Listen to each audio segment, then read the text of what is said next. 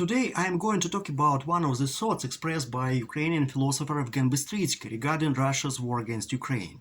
Let me remind you that Bystritsky works at the Grigory Skovoroda Institute of Philosophy. He is the author of a number of books and articles on philosophical problems of cognition, being, and culture. In his text Zvычный Gabermas, Bystritsky wrote, "Principal disagreement is at the heart of this war. Disagreement with the fact of the independent existence of Ukraine as a nation and as an independent world of history and culture. In this sense, this war is rightly called a war for the existential choice of a community." Bystritsky continues, "If we translate our patriotism and our unconditional disagreement with Putin's war into the language of philosophy, our translation will appear as a question of ontology, that is, a doctrine about existence and care for existence." So, I want to explain this thought of Bystritsky and develop it. The essence of this war is whether or not Ukrainians should be what they aspire to be. Russia wants to deprive Ukrainians of the opportunity to be themselves, to choose their own paths of development. Putin not only considers himself as having the right to dictate to Ukraine, he also claims that Ukraine is an artificial entity that has no right to exist. In this war, Ukrainians are fighting for their existence as an independent nation. They are fighting to have their own ideas about their culture, their history, and their future. Each nation has its own ideas about what are true values, what is important, what is not important. Each nation has its own symbolic world with certain heroes, memories, projects, and dreams. Russians want to take this away from Ukrainians. One of the first things that Russians have done in occupied Ukrainian lands is to replace Ukrainian textbooks in school with Russian textbooks and to bring Russian teachers to teach Ukrainian children. This is done because Russians want to raise Ukrainian children with a Russian identity and impose Russian heroes, Russian projects, and dreams on them.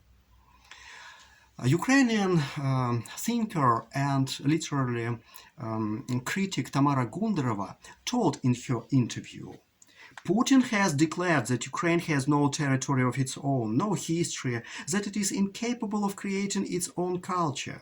In proclaiming the so-called special operation, he cynically tried to erase my people, my country, and me from the face of earth, because I'm Ukrainian, and I will never stop being Ukrainian." This interview with Gundarova has an eloquent headline. "Today Ukraine is fighting for the right to be visible, the right to speak, and the right to exist." Yes, we are fighting for our right to exist. Of course, it is difficult to force people to renounce their identity, values, and hopes.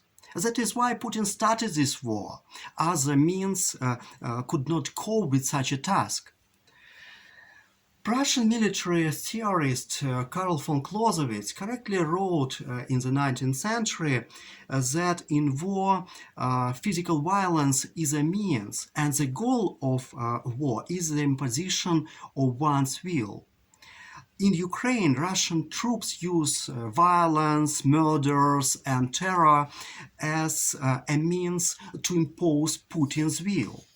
Karl von Clausewitz noted in his book on war, "If our opponent is to be made to comply with our will, we must place him in a situation which is more oppressive to him than the sacrifice which we demand.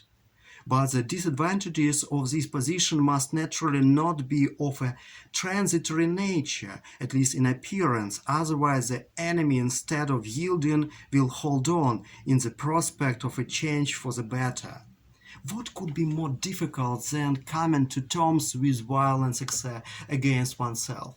What could be more difficult than fulfilling the will of an insolent and brutal abuser?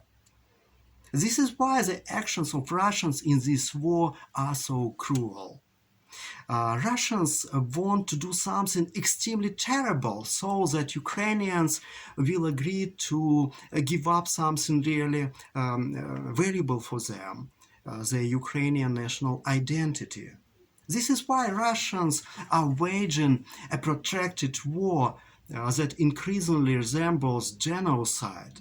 They want to turn the everyday life of Ukrainians into a protracted horror from which there would be no way out except for the unconditional fulfillment of the Russian will.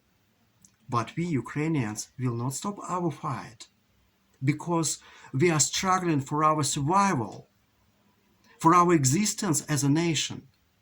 We have the right to exist.